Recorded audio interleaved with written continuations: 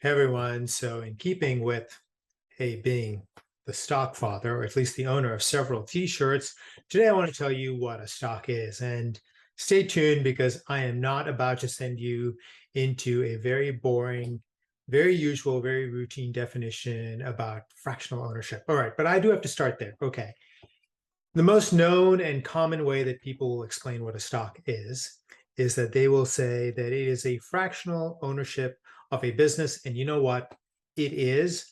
But I can leave that one alone since there's 1,000 YouTube videos telling you what that is. In other words, a stock essentially represents a small piece of a business that people say it's a stock certificate. In other words, you own a tiny, tiny, small bit of some business. All right.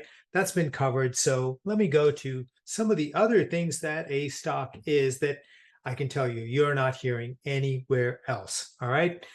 Okay. So the next thing that a stock is, and I will explain why that's true, is that a stock is also a piece of merchandise. Yeah, I'm going to repeat that. It's a piece of merchandise that is bought and sold daily for varying prices, just like any other piece of merchandise. Like, for example, Hershey's chocolate, right? I mean, this is a piece of merchandise that is bought and sold everywhere. And depending on where you go to buy it, its price can vary, its price fluctuates. And people never think about stocks like that. In other words, they think of it purely as a business, and so they get very hung up on the idea that there's only one price. The truth is that just like any other piece of merchandise, the price can vary a great deal depending on market conditions, business conditions, where it's sold, when it's sold, how it's sold, how much there is that somebody wants to buy and sell at a particular moment. All of these things can really cause the price of a stock to go up, no different than any other piece of merchandise. All right. The next one that I want to get into is it is also an ingredient. Oh, what does that mean? Okay, well, I went and got, this is heavy, an ingredient from my pantry, flour, right? The most basic ingredient in lots and lots of baking. Put this down without spilling it. All right, so what do I mean by that? What does it mean to say that a stock is an ingredient? Well, everyone is familiar with indices, ETFs. Well, what's in that? Well, it's filled with stocks. So a stock like Apple, for example, is an ingredient in almost every single ETF that exists today. Microsoft, the same thing. Tesla is the same thing. So in other words, it is an ingredient that goes into other pieces of merchandise. Because what is an ETF? Well, it's a stock that is made up of other stocks, right? And those are bought and sold daily. I try to count, but I think it's actually beyond counting, especially if you consider the world, as to how many places Apple stock is actually like put into as an ingredient. It's in the thousands for sure, the thousands for sure. So that's again something that most people don't consider, don't think about, right? All right. But there's more. There's more, I promise. And these are all interesting that no one is telling you about. A stock is also a financial object, like this really cool Rubik's Cube. My daughter made that design, by the way. She's amazing doing this. But like this Rubik's Cube, it's got like, its own very sort of unique dimensions, characteristics, elements, no different than any other physical object. And people focus on that. They focus on all of these things. Some of them are financial, other of them are quantitative, graphical, people that use technical analysis to create these pictures of what this financial object looks like.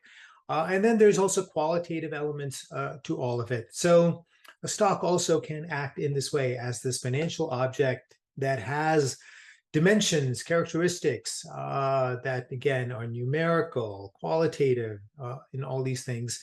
And these matter in terms of people's desire for them, desiring to keep them, wanting to own them, sell them, all of these things. All right.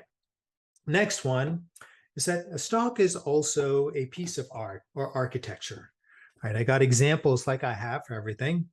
In this case, here's some piece of wire art that's made by an artist from West Virginia. I forget his name. I have to be truthful. But that's, for example, a piece of art. Put that down without making too much noise. And here is actually a replica of the Burj Al Khalifa. So amazing piece of architecture. And it can be seen and viewed, understood, visualized, imagined by different people in different ways, depending on your relationship with the stock. Just like, I have a relationship with this, and it reminds me of West Virginia and going whitewater rafting.